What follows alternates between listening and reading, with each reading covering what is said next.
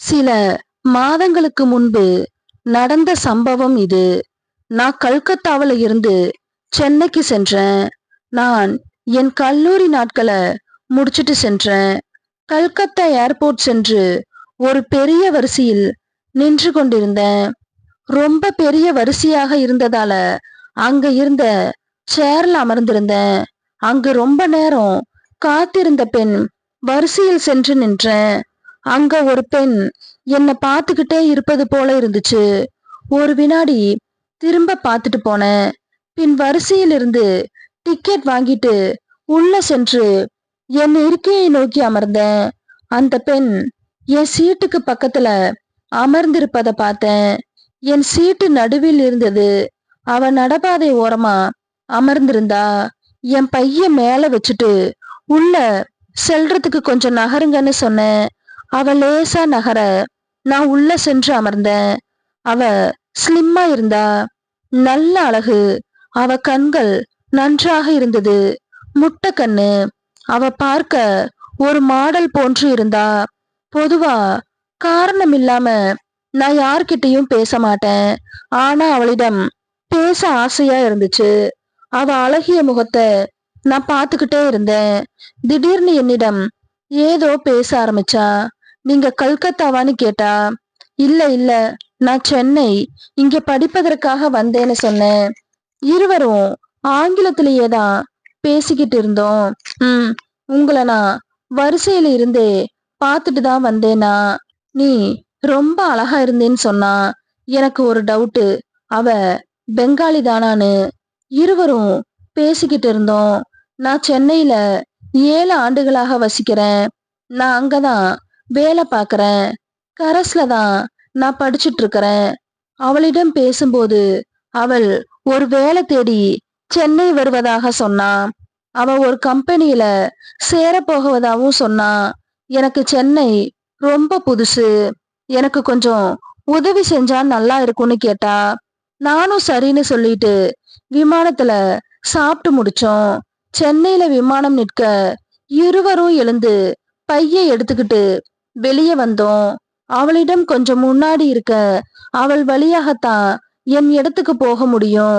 அதனால இருவரும் ஒரு காரை எடுத்துக்கிட்டு அவளை இறக்கி விட்டுட்டு நான் செல்லலான்னு நினைச்சேன். அவளும் சரின்னு சொன்னா. அவளிடம் முதல்ல வர அவ இறங்கனா. இருவரும் போன் நம்பரை மாத்திக்கிட்டோம். சரி, சீக்கிரம் பார்க்கலான்னு கை காட்டிட்டு வீட்டுக்கு சென்றேன். மணி 10 இருக்கும். இரவு ரொம்ப அசதியா இருக்க சாப்பிட்டு முடிச்சுட்டு தூங்கிட்டேன். அடுத்த நாள் என் அலுவலகத்துக்கு செல்ல அவளுக்கு போன் செஞ்சு அவளை ஏற்றி அவள் அலுவலகத்துல சென்று விட்டு விட்டு செல்லலான்னு நினைச்சேன். இருந்தாலும் எனக்கு கொஞ்சம் கூச்சமா இருந்ததால நான் அவளுக்கு போன் பண்ணல. சில நாட்கள் நான் போன் செய்யாமலே இருந்தேன். அவளிடம் இருந்து திடீர்னு எனக்கு போன் வரும்னு காத்துட்டு இருந்தேன். அதே போல அவளிடம் இருந்து சில நாட்கள் கழிச்சு போன் வந்துச்சு. எப்படி போகுது வாழ்க்கைன்னு கேட்டா. கொஞ்ச நேரம் பேசிட்டு இருந்தேன். பின் நாளை நான் உன்னை கூட்டிட்டு அலுவலகத்துல போய் விடுறேன்னு சொன்னேன். அவளும் சரின்னு சொன்னா. அடுத்த நாள் என் பைக் எடுத்துக்கிட்டு அலுவலகத்துக்கு போனேன். போற வழியில் அவள் இடத்துக்கு சென்று அவளுக்கு போன் செஞ்சேன். அவ எனக்காக காத்துட்டு இருந்தா. என் பின்னால் வந்து அமர்ந்து கொள்ள நான் வண்டியை எடுத்தேன். அவளாய் அலுவலகத்துல விட்டுட்டு பாய் சொன்னா. அவ சிரிச்சா. நான் அலுவலகம் சென்று வேலை செய்ய ஆரம்பிச்சேன். மதியம் லஞ்ச முடிச்சிட்டு எந்திரிக்க எனக்கு அவளிடம் இருந்து ஒரு மெசேஜ் வந்துச்சு. எனக்கு சென்னையை சுத்தி பார்க்கணும் போல இருக்குன்னு சொல்லி இருந்தா. அத பார்த்து எனக்கு மகிழ்ச்சி. எனக்கு சுத்துறதுனா ரொம்ப பிடிக்கும். அடிக்கடி பல இடங்களுக்கு செல்வேன். ஒரு நாள் படம் பார்க்க போலாமான்னு நினைச்சேன். அவளை கூப்பிட்டேன். அது ஒரு ஹிந்தி படம். அவ வரேன்னு சொன்னா. எனக்கு ஹிந்தி தெரியாது. ஆனா ஆங்கிலத்துல அவ நல்லா பேசுவதால அவளிடம் எளிதில பழக முடிஞ்சது. இருவரும் படம் பார்க்க சென்று பார்த்துக்கிட்டு இருக்க அதுல ஒரு சீன் வந்துச்சு. இருவருக்குமே ஒரு மாதிரியா இருந்தது. இருவரும் ஒருவரை ஒருவர் பார்த்துக்கிட்டோம். என்ன செய்யறதுன்னு தெரியாம அமைதியா அமர்ந்திருந்தேன். அவ கையை எடுத்துட்டு வந்து என் கை மேல வச்சா. எனக்கு அது ஒரு பச்சை கொடி காட்டியது போல இருந்துச்சு. என்னிடமிருந்து அவ ஏதோ எதிர்பார்ப்பது போல இருந்தது. படம் முடிஞ்ச உடனே அவளை நானே விட்டுடுறேன்னு சொன்னேன். அவ சிரிச்சுட்டு, நீ முடியாதுன்னு சொன்னாலும் நான் விடமாட்டேன்னா. இருவரும் அவ வீட்டுக்கு சென்றோம். அவ என்ன அவ ரூமுக்கு அழைச்சா. எனக்கு உள்ளுக்குள்ள சந்தோஷமா இருந்தாலும் அவ ரூமுக்கு போவதுல கொஞ்சம் கூச்சமா இருந்துச்சு. அவ திரும்ப திரும்ப என்ன அழைச்சா. நானும் உள்ள சென்று சோபாவில் அமர்ந்தேன். கொஞ்சம் தண்ணி குடுன்னு கேட்டேன். அவ உடனே எடுத்து வந்து கொடுத்துட்டு என் பக்கத்துல அமர்ந்தா. கொஞ்ச நேரம் பேசிட்ட. அவள் முகம் கொஞ்சம் மாறுச்சு. அவள் என் அருகில வந்தா. அவ நான் நல்லா மாட்டிக்கிட்டேன்.